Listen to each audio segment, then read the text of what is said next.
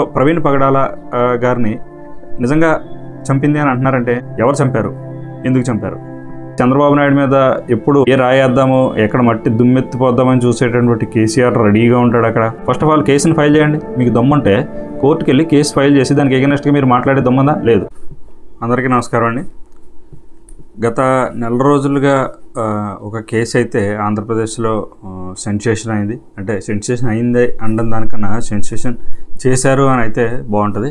అదే ప్రవీణ్ పగడాల గారి కేసు విషయం. అయితే ఇందులో మర్డరా లేకపోతే యాక్సిడెంట్ అనేది అయితే పోలీసులు కంప్లీట్గా ఇది 100% యాక్సిడెంట్ అని చెప్పేసి వాళ్ళకు దొరికినటువంటి సైంటిఫిక్ ఆధారం ద్వారా కానీ అలాగైతే మిగతా బ్యాంక్ స్టేట్మెంట్ల ద్వారా కానీ యూపీఐ స్టేట్మెంట్లు ఇవన్నీ ద్వారా కూడా వాళ్ళు ఇది ఖచ్చితంగా యాక్సిడెంటే, డ్రంక్ అండ్ డ్రైవ్ అని చెప్పేసి వాళ్ళు నిర్వర్తించడం జరిగింది. అయితే దీన్ని మొదటి రోజో రెండో రోజో కూడా వాళ్ళు చెప్పుండొచ్చు. ప్రాథమిక దర్యాప్తులో ఆల్మోస్ట్ చాలా వరకు తెలిసిపోతుంది అది ఏంటనేది. కాకపోతే ఎప్పుడైతే కేసుని సీరియస్నెస్ పెరుగుతూ వచ్చిందో అక్కడ ఉన్నటువంటి హాస్పిటల్ బయట కొంతమంది వైఎస్ఆర్సీపీకి సంబంధించినటువంటి పాస్టర్స్, గతంలో కొన్ని పదవులు అనుభవించినటువంటి పాస్టర్స్గా చెప్పబడుతున్న కొంతమంది అక్కడ ఉన్న బయట ఉన్నటువంటి మిగతా అమాయకులను, లేకపోతే అందరూ అమాయకులని అనడం కూడా కరెక్ట్ కాదు, అక్కడ ఉన్నటువంటి కొంతమంది ఆందోళనలో భయాందోళనలో ఉన్నటువంటి కొంతమందిని రెచ్చగొట్టడం జరిగింది. దాంతో కేసు అయితే సెన్సేషన్ జరిగింది. దానికి సంబంధించినటువంటి కొన్ని క్లిప్స్ కానీ మిగతా ఇవన్నీ కూడా పోలీసులు ద్వారా రిలీజ్ అయినాయో లేకపోతే మీడియా సేకరించిందో, మీడియా కూడా ఒక ఇన్వెస్టిగేషన్ ఏజెన్సీ ఉంటుంది అండ్ ఇన్వెస్టిగేషన్ చేసే జర్నలిస్టులు ఉంటారు, వాళ్ళు కూడా సేకరించవచ్చు. ఇవన్నీ కూడా ఏదేమైనా మనం చూసినటువంటి వీడియోలు అయితే బయటికి రావడం జరిగింది.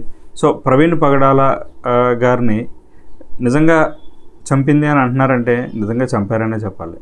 ఎవరు చంపారు, ఎందుకు చంపారు?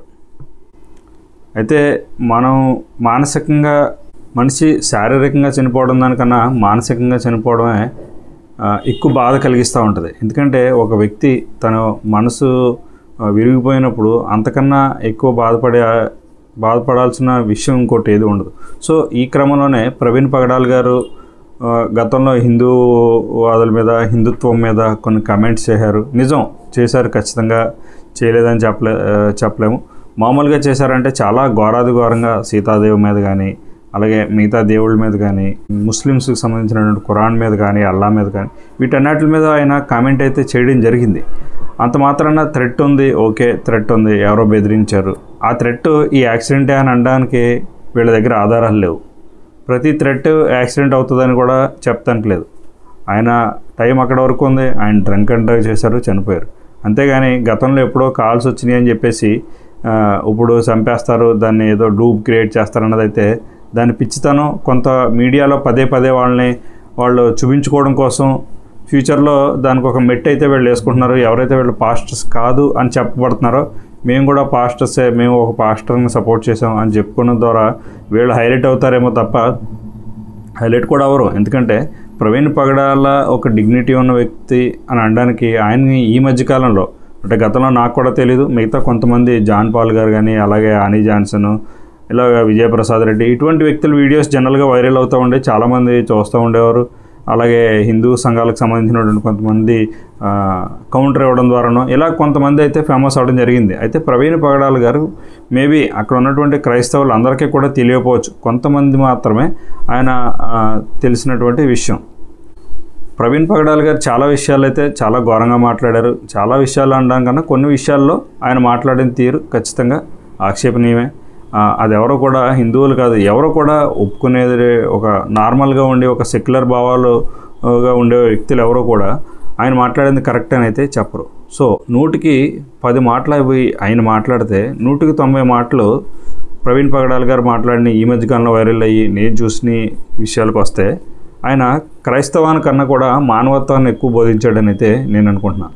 ఎందుకంటే ఆయన చేసినవి చూస్తే మనం ఖచ్చితంగా ఒక మానవతా విలువలు ఎలా ఉండాలి, మనిషి అనేవాడు ఎలా బ్రతకాలి, మతం ఎంతవరకు తీసుకెళ్తుంది, మతం మనిషిని బ్రతికిస్తుందా లేకపోతే ఈరోజు పాస్టర్లు అందరూ కలిపి చంపేశారు ఇంకా దిగదార్చదా అనే విషయాలను అయితే ఆయన చాలా క్లియర్గా చెప్పారు.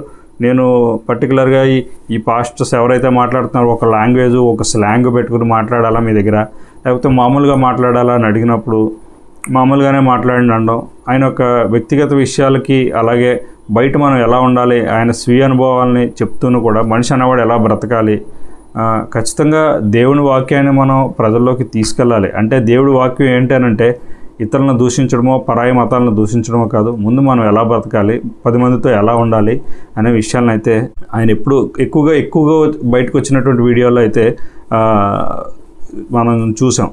మేబీ ఆయన చెప్పిన తప్పే, దాన్ని ఎవరో కాదని అనట్లేదు. సో ఇటువంటి ఒక వ్యక్తిత్వం ఉన్న వ్యక్తిని, ఒక మంచి వ్యక్తిత్వం ఉన్న వ్యక్తిని ఈరోజు పాస్టర్లు అందరూ కలిపి చంపేశారు. ఎలా చంపేశారు అని అంటే ఆయన యొక్క వ్యక్తిత్వాన్ని చంపేశారు, వాళ్ళ యొక్క ఫ్యామిలీ మనసులు గాయపరిచేలా చేశారు. ఏవైతే బైబిల్లో చెప్పబడి ఉంటాయో, ఏవైతే బైబిల్లో చేయమని చెప్తుందో వాటికి విరుద్ధంగా అయితే ఈరోజు డిబేట్లో కూర్చున్నటువంటి పాస్టర్లు అందరూ కూడా చేయడం జరిగింది.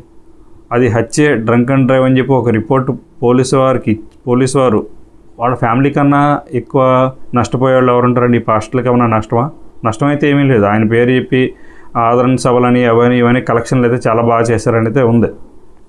చాలామంది పాస్టర్లు ఆయన పేరు చెప్పి కలెక్షన్ మొదలుపెట్టారు. ఆల్రెడీ కలెక్షన్ బాగా వచ్చిందంట కూడా. ప్రవీణ్ గారి మరణం ఒక సూపర్ హిట్ సినిమా అయింది వీళ్ళందరికీ కూడా. సో వాళ్ళ ఫ్యామిలీ కన్నా ఎక్కువ బాధపడే వాళ్ళు ఉండరు. వాళ్ళు నమ్ముతున్నారు ఇది హత్య కాదా అనే విషయాన్ని, హత్య యాక్సిడెంట్ అనేది ఖచ్చితంగా వాళ్ళు నమ్ముతున్నారు. ఆయనకి డ్రింక్ చేసి అలవాటు ఉందా లేదా అని అంటే ఐజీ గారు ఒక డిగ్నిటీని మెయింటైన్ చేద్దామన్నారు. అంటే ఉందనే చెప్పగానే చెప్పారు. అయితే ఈ ఉందే లేదు, ఆయన డ్రింకరా లేకపోతే ఇవన్నీ కూడా అనవసరం మనకి. అది యాక్సిడెంటా మర్డరా ఇంతవరకునే మనం ఆలోచిస్తే పోలీసులు వారి యొక్క కుటుంబానికి ఆ పోస్ట్మార్టం రిపోర్ట్ని ఇస్తారు. ఆ రిపోర్ట్ని ఖచ్చితంగా వాళ్ళు యాక్సెప్ట్ చేసే ఉంటారు. చేసి ఉండబట్టే ఈరోజు కేసుని అయితే క్లోజ్ చేయడం జరిగింది. ఓకే, వీళ్ళందరినీ ఎవరో భయపెడుతున్నారు, ఇన్ఫ్లుయెన్స్ చేస్తున్నారు అని అనుకుందాం. వ్యక్తి తెలంగాణకు సంబంధించిన వ్యక్తి. ఒకవేళ ఇక్కడ జగన్మోహన్ రెడ్డి సపోర్ట్ చేయకుండా ఇక్కడ ఓట్లు పోతాయని చెప్పేసి, లేదంటే టీడీపీ ప్రభుత్వం దాస్తుంది, అధికారాన్ని ఉపయోగించేసి వీళ్ళందరూ దాస్తున్నారు అని అనుకున్నా, అక్కడ ఉన్నటువంటి బీజేపీ ఉంది అక్కడ. ఓకే, బీజేపీ వాళ్ళకి సపోర్ట్ కాదు అనుకుందాం.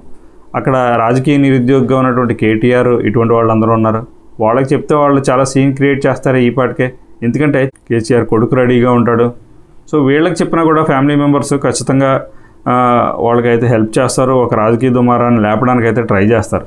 కానీ అవేమీ జరగలేదు. ఎందుకంటే ప్రవీణ్ గారి మరణం అనేది ఎలా జరిగింది అనేది ఖచ్చితంగా వాళ్ళ ఫ్యామిలీ మెంబర్స్కి తెలుసు. ఇంకొక విషయంగా వీళ్ళు ఎత్తుతున్నటువంటి డౌట్లు ఏవైతే ఉన్నాయో, విజయవాడ దాకా వచ్చినటువంటి ప్రవీణ్ డూప్ అని కొంతమంది అంటున్నారు. మరి విజయవాడ నుంచి ఫోన్ చేసి నేను విజయవాడలో ఉన్నానని వాళ్ళ ఫ్యామిలీ మెంబర్కి చెప్పిన ప్రవీణ్ కాదా? ఇలా చాలా పనికిమాలిన డౌట్లన్నీ అక్కడ పడిపోయింది ప్రవీణ్.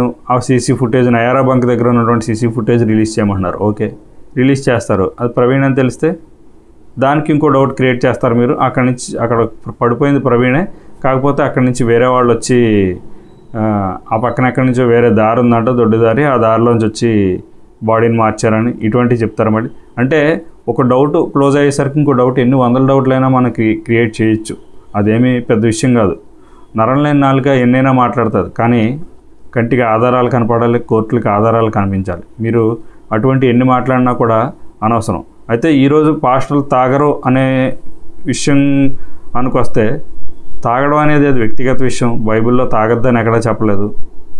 ఫారిన్ కంట్రీస్లో ఉండేటటువంటి పాస్టర్స్ ఉంటారు, చాలామంది ఉంటారు. వాళ్ళు డ్రింక్ చేయరా? అక్కడ ఉన్నటువంటి చలి తీవ్రతకు వాళ్ళు వేరే డ్రింక్స్ ఏమి ముట్టరా? కేవలం క్రైస్తవం అనేది హిందూ మతాన్ని భారతదేశంలో మాత్రమే ఉందా? ఇక్కడ ఉన్న వాళ్ళు మాత్రమే పాటిస్తున్నారా? అయితే మిగతా క్రైస్తవాన్ని ఆచరించేవాళ్ళు, లేకపోతే క్రైస్తవాన్ని బోధించేవాళ్ళు గుండెల మీద చేసుకుని మేము డ్రింక్ చేయమని బహిరంగంగా చెప్పగలరా? మీ పిల్లల మీద ఒట్టేసి బహిరంగంగా చెప్పగలరా? కొంతమంది డూప్లికేట్ పాస్టర్స్ ఎవరైనా ఉంటే వాళ్ళు అన్నీ వదిలేసిన వాళ్ళు ఉంటే చెప్పచ్చు. కానీ దాన్ని మీరు మనస్ఫూర్తిగా ఒప్పుకోలేకపోతున్నారు. ప్రవీణ్ గారిది యాక్సిడెంట్ అనే విషయంతో ఈరోజు ఆయన్ని ఒక మంచి వ్యక్తిత్వం అనే వ్యక్తిని మీరు రోడ్డు మీదకి తీసుకొచ్చి ఆయన్ని ఒక పచ్చి తాగుబోతం చేశారు. అయితే ఇప్పటికీ నిద్రపోకుండా ఆయన ఎలా తాగాడు అన్నది కూడా చూపించమని అంటున్నారంటే మీ యొక్క రాక్షసత్వానికి అదొక నిదర్శనం. ఇంకా వాళ్ళ కుటుంబం ఆల్రెడీ బాధల్లో ఉంది. అటువంటి ఫుటేజ్లు కూడా రిలీజ్ చేయాలి అని అడుగుతున్నట్టుంది. మీకు కావాలంటే పోలీసుల దగ్గర ప్రతి ఆధారం ఆ దగ్గర ఉంది. ప్రవీణ్ గారే ఇది అని చూపించడానికి మాస్క్ తీసినటువంటి విజువల్స్ ఉన్నాయి అన్నట్టుగానే ఐజీ గారు చెప్పడం జరిగింది. మీరు నేరుగా పోలీస్ స్టేషన్కి వెళ్ళొచ్చు, వాళ్ళకి సమక్షంలో మీకు కావాల్సిన డౌట్లు ఖచ్చితంగా మీరు ఒక లాయర్ ద్వారానో లేదా ఏదో విధంగా మీకైతే చూపిస్తారు. అవి మీరు చూడొచ్చు. ఇవన్నిటికి అవకాశాలు ఉన్నాయి. ప్రజాస్వామ్య దేశంలో ఎటువంటి రైట్ టు ఇన్ఫర్మేషన్ యాక్ట్ కింద మీరు ఏమన్నా కావాలంటే అడగచ్చు. అన్నిటికీ ఆధారాలు అయితే ఖచ్చితంగా వస్తాయి. అంతేకాని మేము అక్కడికి వెళ్ళాము, మేము ఇక్కడే కూర్చుంటాము, మేము ఒక కెమెరా ముందు కూర్చుని మేము ఇలాగే మాట్లాడుతూ ఉంటాము, ఒక 4-5 నెలలు దీని గురించి మాట్లాడుతూ ఉంటే తర్వాత మమ్మల్ని ఎక్కడైనా సబ్ పెట్టినప్పుడు వీడు ప్రవీణ్ పగడాల గురించి మాట్లాడాడు కదరా, వీడు మంచి పాస్టరే అని కొంతమంది మిమ్మల్ని నమ్మిన వాళ్ళు, మీ భావజాలాన్ని ఓకే అని చెప్తున్నటువంటి వాళ్ళు, ఒప్పుకుంటున్న వాళ్ళు ఉంటారు కదా, వాళ్ళందరూ మీ వెనకాల వస్తారు. ఇదంతా ఒక మాఫియాగా, ఒక టెర్రరిస్టులు ఎలాగైతే దేశాన్ని చూపించో లేకపోతే మతాన్ని చూపించో లాక్కుని వెళ్తారో అలాగే కొంతమంది పాస్టర్లు అయితే దీన్ని తీసుకుని వెళ్ళాలని అయితే ట్రై చేస్తున్నారు. వీళ్ళెవరికి కూడా పోలీసుల దగ్గరికి వెళ్ళే ధైర్యం లేదు. పోలీసుల దగ్గరికి మేము వెళ్ళాం అని చెప్పేసి పోలీస్ స్టేషన్ ముందు నిలబడి ఒక ఫోటో కూడా తీసుకునే ధైర్యం అయితే లేదు. అటువంటి వ్యక్తులు ప్రవీణ్ పగడాల గారిని అయితే వీళ్ళే కలిసి చంపేశారని చెప్పాలి. కొంతమంది పాస్టర్స్ సామూహికంగా ప్రవీణ్ పగడాల గారిని చంపడం జరిగింది. మనిషిగా ఆయన ఎన్ని విలువలుండి బతికినా, ఎంత బాగా బతికినా, ఏమైనా కూడా ఈ రోజున ఆయనైతే ఖచ్చితంగా ఒక చనిపోయిన వ్యక్తిని మళ్ళీ చంపారు. ఇది పెద్దగా కాన్స్పిరెన్సీకి వెళ్ళినటువంటి రాజశేఖర రెడ్డి గారి మరణాన్ని కూడా ఎంత పదే మరణించాడని అయితే ఎవరో మాట్లాడలేదు. 1-2 సార్లు సందర్భాల్లో అనుకోవడం జరిగింది అంత పెద్ద వ్యక్తికే. ఇటువంటి కార్యక్రమాలు పాస్టర్లు మానుకుంటే వాళ్ళ విలువ పెరుగుతుంది. కొన్ని నిజాలని ఖచ్చితంగా ఒప్పుకోవాలి. మనసుకు కఠినంగా అనిపిస్తాయి, బరువుగా అనిపిస్తాయి. అయినా కానీ మీరు ఒప్పుకోలేకపోతున్నారు. ఎందుకు ఒప్పుకోలేకపోతున్నారు? మీకున్నటువంటి అనుమానాలని పోలీసులు తీర్చడానికి రెడీగా ఉన్నారు. మీరు అక్కడికి ఎందుకు వెళ్ళలేకపోతున్నారు? ఇవన్నీ వెళ్ళి మీరు ఐజీ ఆఫీస్కి వెళ్ళి, మీరు ఎస్పీ ఆఫీస్కి వెళ్ళి అక్కడ ఉన్నటువంటి మీ డౌట్లను పేపర్ రూపంలో ఇచ్చి కోర్టులకు ఎందుకు వెళ్ళట్లేదు? ఇంకా కొంచెం సమయం కావాలి ఆధారాలు సేకరించడానికి అంటున్నారు. ఆధారాలు ఆల్రెడీ వాళ్ళు సేకరించారు. మీరు వెళ్ళండి, మీకున్నటువంటి డౌట్లను కోర్టులో వ్యక్తపరచండి. కోర్టు దగ్గర ఇంకా కొంచెం టైం అడగండి, మాకు ఇంకా కొన్ని డౌట్లు ఉన్నాయి, ఆ డౌట్లను మేము ఇచ్చేస్తామని చెప్పేసి ఒక పిల్ వేయండి. అక్కడ పబ్లిక్ ఇంట్రెస్ట్ లిటిగేషన్లో మీరు ఒక పిల్ వేయండి. కోర్టులు మిమ్మల్ని తీసుకుంటాయి. మాకు ఇంకా కొన్ని ఆధారాలు సేకరించాల్సినవి ఉన్నాయి కాబట్టి మేము సేకరించి వస్తామని చెప్పేసి కోర్టు దగ్గర టైం తీసుకోండి. ఫస్ట్ ఆఫ్ ఆల్ కేసుని ఫైల్ చేయండి. మీకు దమ్ముంటే కోర్టుకి వెళ్ళి కేసు ఫైల్ చేసి దానికి ఎగెనెస్ట్గా మీరు మాట్లాడే దమ్ముందా? లేదు. ఎందుకంటే ప్రవీణ్ పగడాల మృతిని అడ్డం పెట్టుకుని మీరు యూట్యూబ్లో వ్యూస్కో లేకపోతే చందాలు వసూలు చేయడానికో మాత్రం కావాలి. కానీ అదే ప్రవీణ్ పగడాల గారిది మర్డర్ అని చెప్పి మీరు ఏదైతే అంటున్నారో, మీకు ఏదైతే అనుమానం ఉందని అంటున్నారో దాన్ని నిరూపించుకోవడానికి మాత్రం మీ దగ్గర డబ్బులు ఖర్చు అవుతాయి కదా. ఆ ఖర్చు అయ్యే వాటికి మాత్రం మీరు ముందుకు రారు. కేవలం ఆయన పేరు చెప్పి ఆయన ఒక మరణాన్ని అడ్డం పెట్టుకుని డబ్బులు సంపాదించడానికి రెడీగా ఉన్నారు తప్ప ఆయన్ని మర్డర్ చేశారని చెప్పి ప్రూవ్ చేయాలంటే ఎంతో కొంత డబ్బు అవసరం కాబట్టి దాన్ని మన జేబుల్లోంచి తీసి డబ్బులు ఖర్చు పెట్టాలి కాబట్టి మీరు ఎవరో కూడా రెడీగా లేరు. ఇటువంటి పిచ్చి చేష్టలో నమ్మడానికి ఆంధ్రప్రదేశ్లో ప్రజలు గొర్రెలైతే కాదు. ఆల్రెడీ గత 5 సంవత్సరాలు ఒక గొర్రెల కాపర్నని చెప్పేసి ఒక కాపరు పాలించాడు. కాకపోతే అతనికే దిక్కు దివాణా లేదు. మీరు పిచ్చి నాటకాలు ఆడి ఎక్కడో హైదరాబాద్లో కూర్చునే వాళ్ళందరూ కూడా ఈరోజు ఆంధ్రప్రదేశ్లో ఉన్నటువంటి పాస్టర్లకు ఒక ఐడియా వచ్చింది. కానీ కొంతమంది అరాకొర వైసీపీకి సంబంధించినటువంటి బ్యాచ్ తప్ప మిగతా వాళ్ళు ఎవరు కూడా మాట్లాడట్లేదు. దానికి ఒక ఐడియా, వాళ్ళకు ఒక ఇంగితం అన్నది ఉంది కాబట్టి వాళ్ళు మాట్లాడలేదు. కేవలం హైదరాబాద్లో ఉండేటటువంటి కొంతమంది పెయిడ్ పాస్టర్స్ అని చెప్పచ్చు, వాళ్ళు మాత్రమే మాట్లాడుతున్నారు.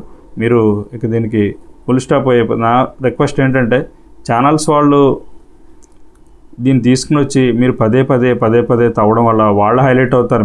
మీకు ఆల్రెడీ ఉన్న క్రెడిబిలిటీ ఆల్రెడీ ఉంది, మీకు ఉన్న క్రెడిబిలిటీ కూడా పోతుంది. వాళ్ళని తీసుకురావడం వల్ల, వాళ్ళ డిబేట్ని కండక్ట్ చేయడం వల్ల మీకు ఉన్నటువంటి విలువ పోతుంది. ఖచ్చితంగా మీరు ఆ విషయాన్ని కూడా ఆలోచించుకోవాలి. మీ ఛానల్లో ఎప్పుడు పెట్టినా కూడా ఇదే గొడవ ఏంట్రా బాబు అయిపోయింది కదా అనే స్టేజ్కి మీరు తెచ్చుకుంటే ఆ తర్వాత నష్టపోయేది ఎవరో కాదు, మీరు నష్టపోతారు. సో ఇదండి, ప్రవీణ్ పగడాల గారిని ఖచ్చితంగా చంపేశారని చెప్పాలి. ఎవరు చంపారు అని అంటే కొంతమంది పాస్టర్లు సామూహికంగా చంపేశారు. మనిషిగా, మానసికంగా, వాళ్ళ కుటుంబాలతో సహా మొత్తం అందరినీ చంపేశారు.